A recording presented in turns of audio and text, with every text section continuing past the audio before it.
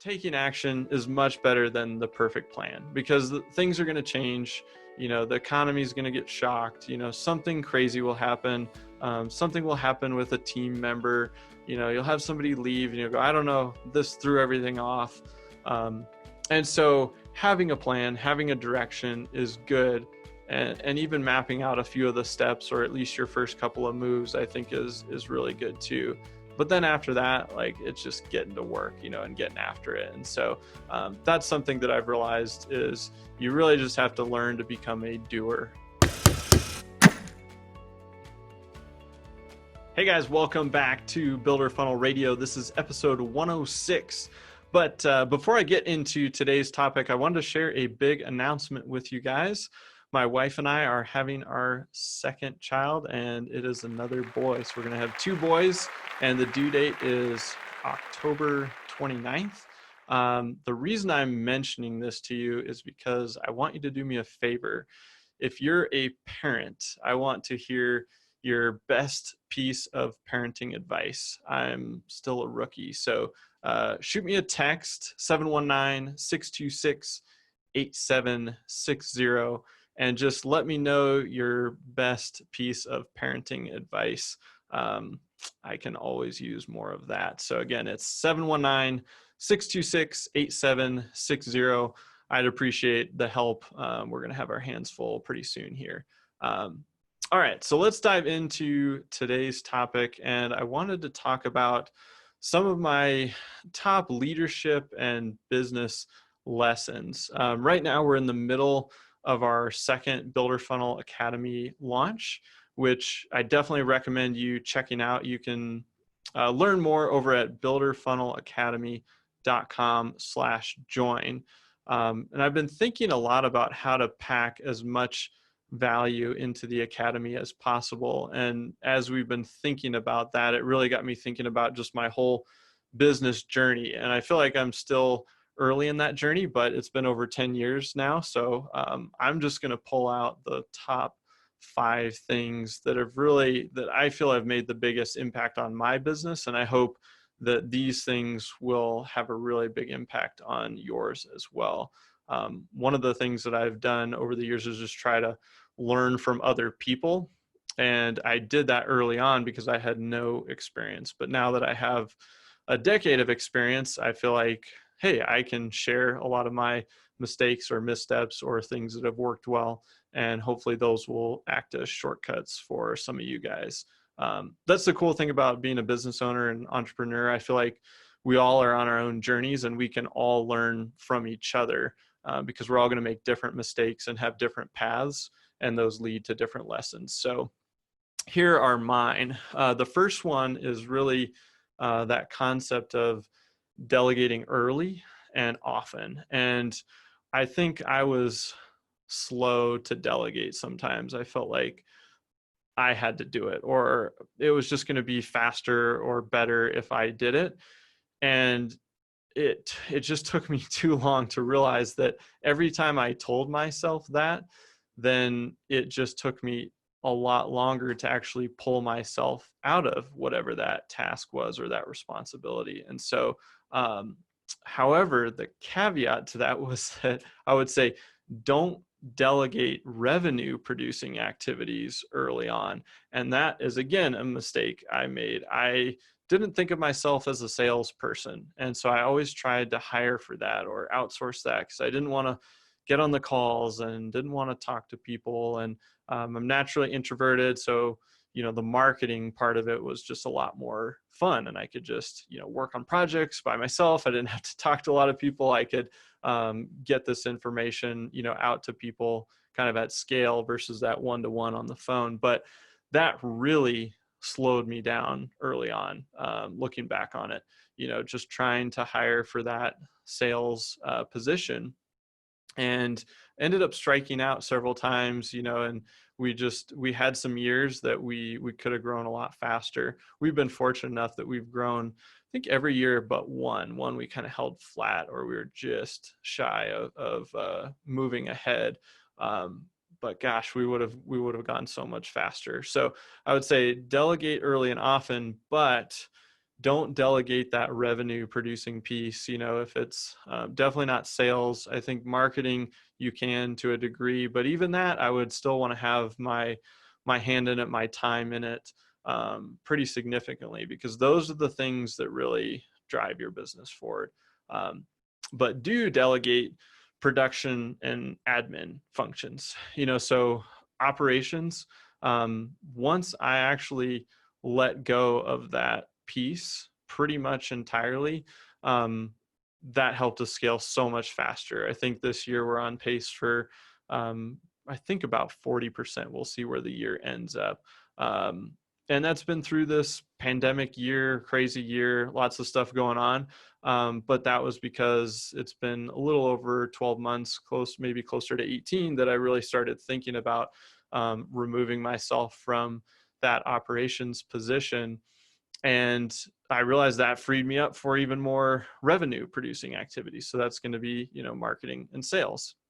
And so it makes sense logically, but man, it was really tough to let that go. And so I would say, as you're thinking about things to delegate, delegate almost everything that you can other than those revenue producing activities. And then I think that next level will be delegating some of those things.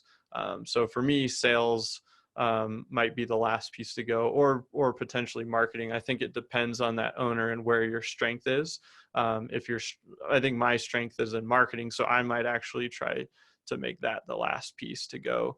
But if you're really strong in sales, you may make that piece the last to go, and you may make marketing kind of that second to last to go. But I think do those things as fast as you can. That's that next phase that I'm thinking about as we go into the next year or two, is what are the next levels of delegation that I need to get to.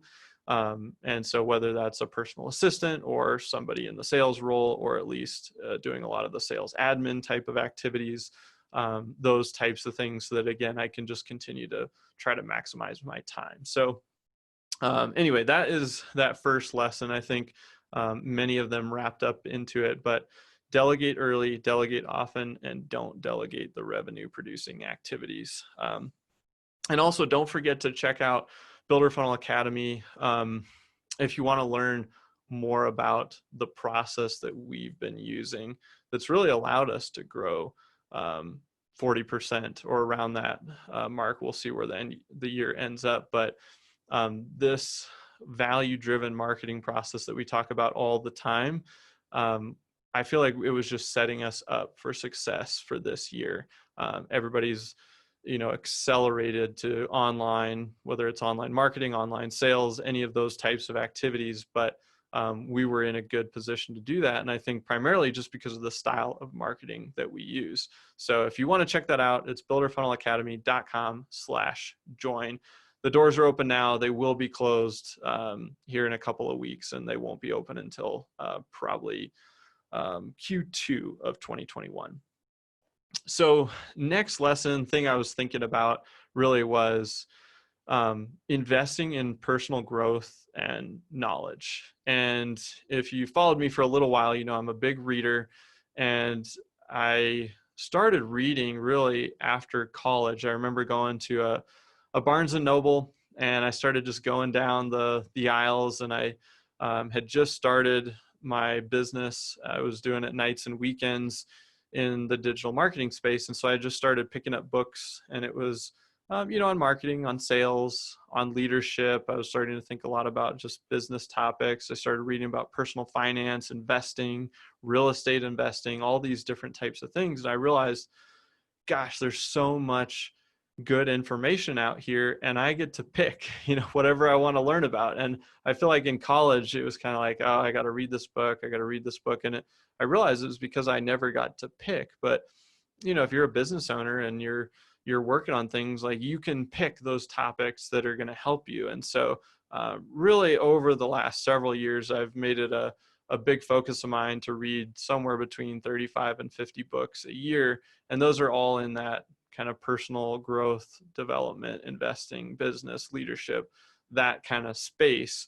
And that has just had a compounding effect on my life. I feel like ever since I went to that first Barnes and Noble and just started picking up books and reading them, and whether it was how to run an effective meeting or how to be a leader or whatever the topic was, um, it's been amazing just how that stuff compounds. And even if you don't use every single detail out of every single book, which is really tough to do, especially when you're reading close to a book a week or at least a couple books a month.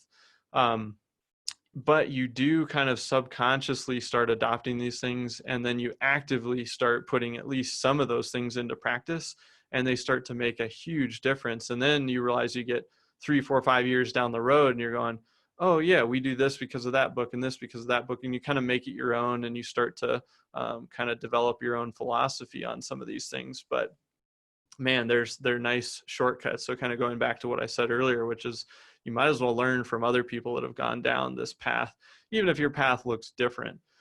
So investing in that personal growth and development has been huge. And I also made a commitment to go to conferences, and those can be a bear. They're sometimes expensive to go to. It's travel time, it's hotels, it's flights, it's food, it's the ticket price.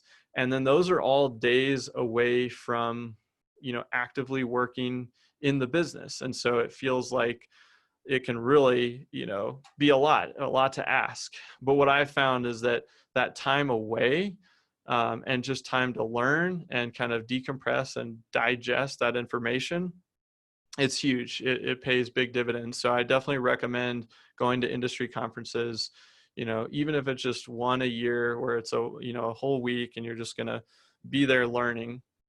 That's huge. But if you can get a couple in a year, those will make a big difference.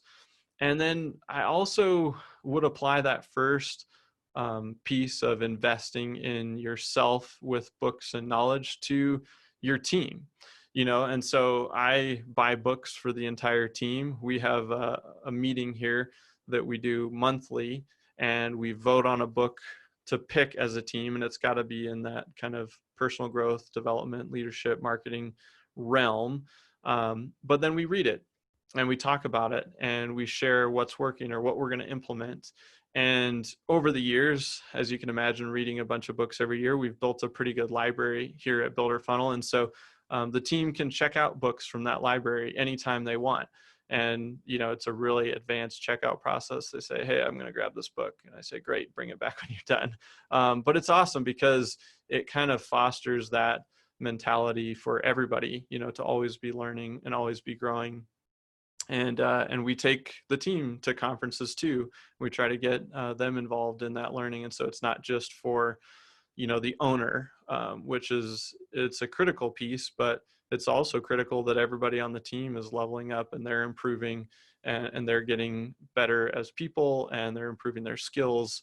And that's just going to flow into the output of your service and your product and your client experience and all those types of things. So, definitely am a big believer in that. And then I've even taken a step further and done a lot of personal finance and budgeting classes for our team, because I feel like that is a personal, passion of mine, but also something that part of my lifetime vision is to get that education into schools and into, junior highs and high schools and that age range, because so many people get out into the world and don't know how to deal with money, manage money, set themselves up for success. And so part of what I feel like I can give to my team is some information and some knowledge and some action items around that area. So that's a personal passion of mine, but you might think about some things that maybe where you're stronger, where you get excited about, and you could pass that down and just do little education systems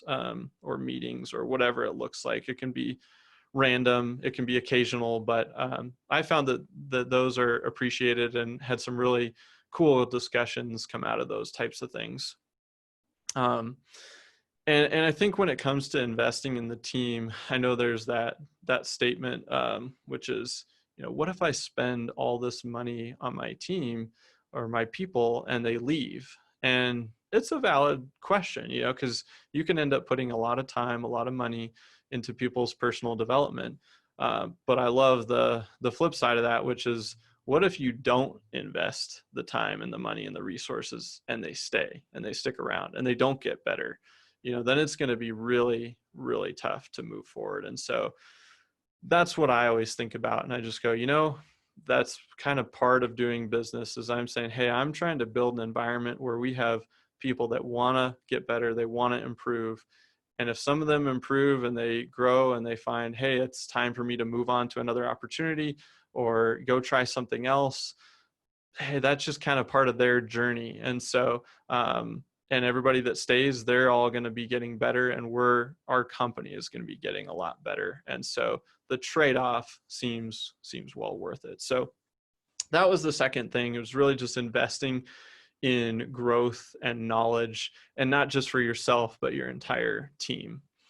The third thing, as I was thinking about all this, was that action is greater than perfection and planning forever.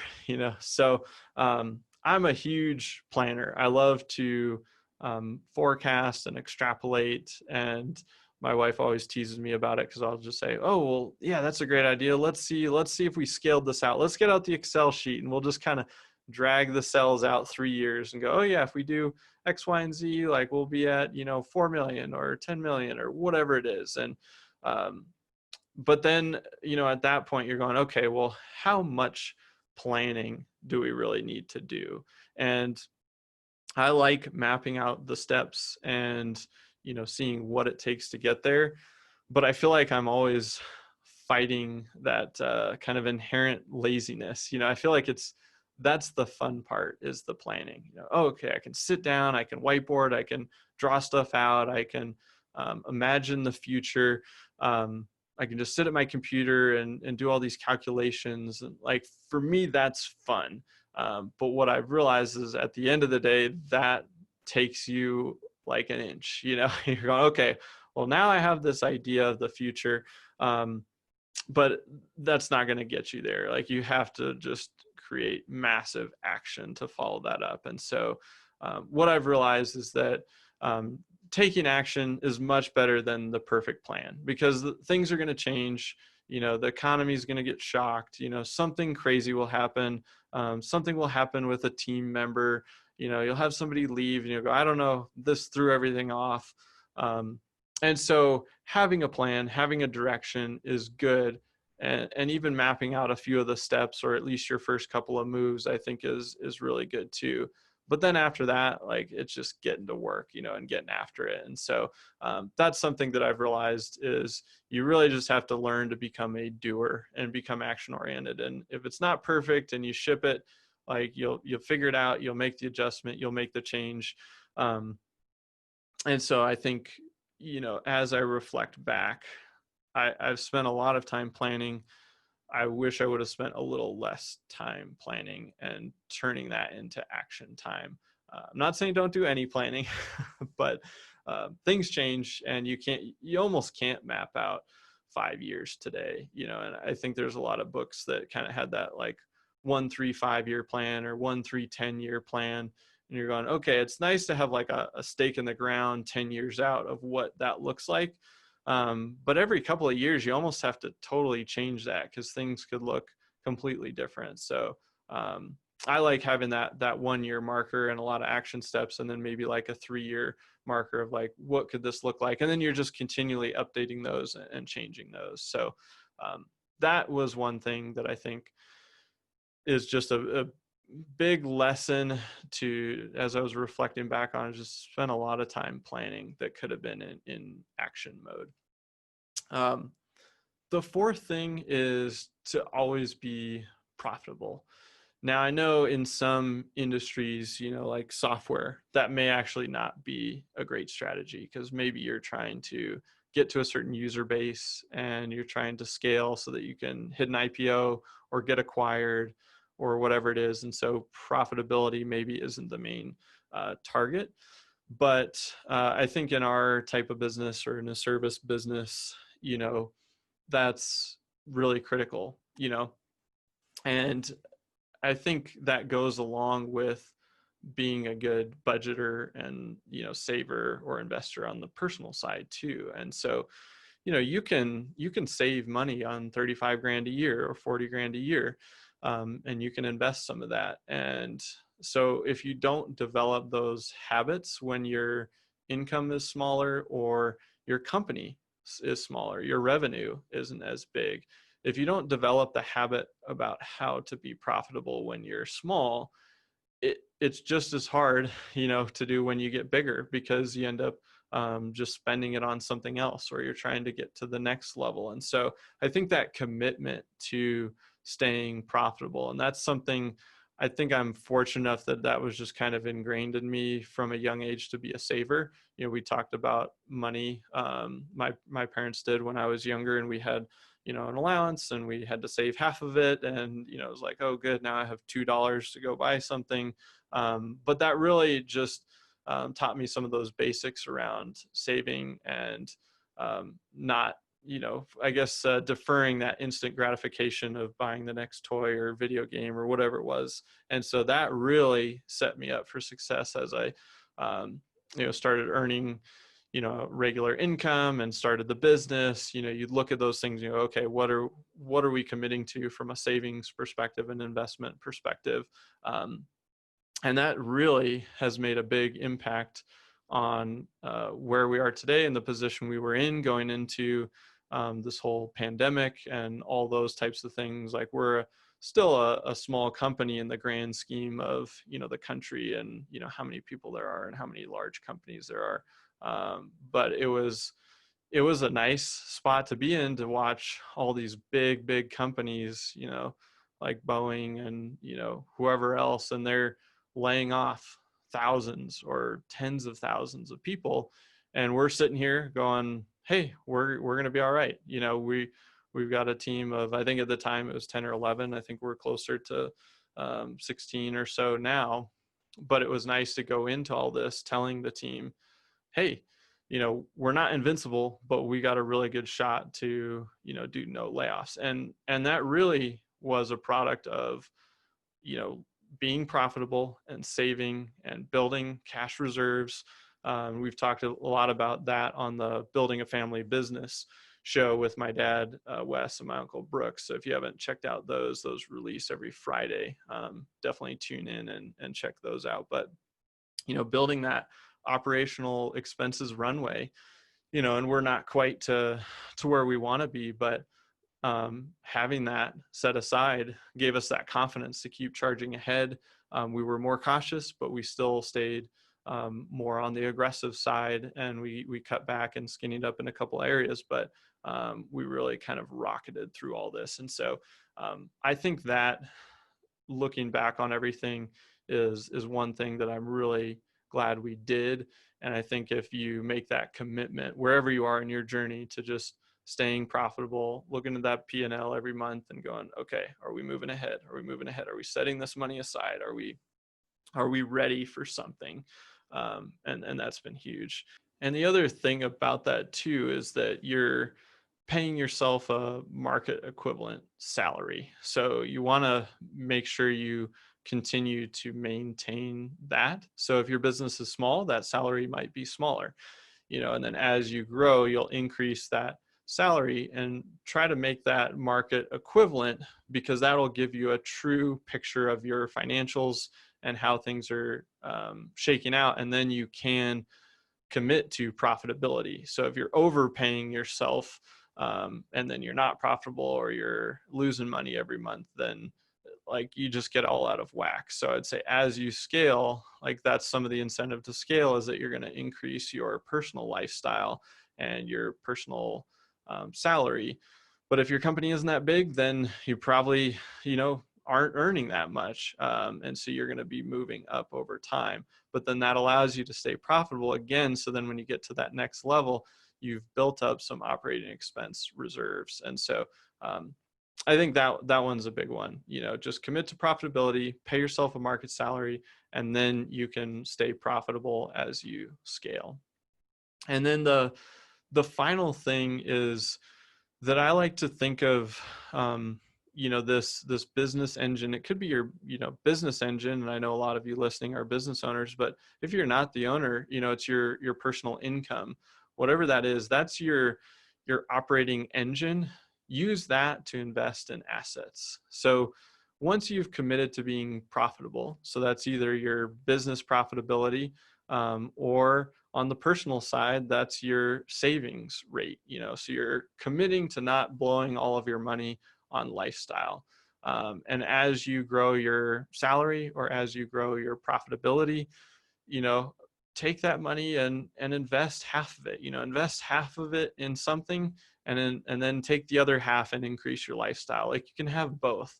And again, this is just my take on it. This is how my wife and I think about it. Like, if we earn more, then we're going to have a little more fun. But we're also going to save and invest more. And if the business is doing better, great, we're going to save a little more, and then we can spend a little more on some things that we want to do to improve the business. But if you're paying yourself a market salary, you should be able to live on that and still save and invest some of that money, but then take at least, half that business profit and invest it, have some of it set aside in cash for those operating expenses, but then invest it. And that's really what'll create that financial freedom for you. Now, I'm not totally financially free yet, but I do know it's only a matter of time based on the the steps that I'm taking and that I just outlined. You're basically converting active income to passive income, and then you're just working for the enjoyment of it.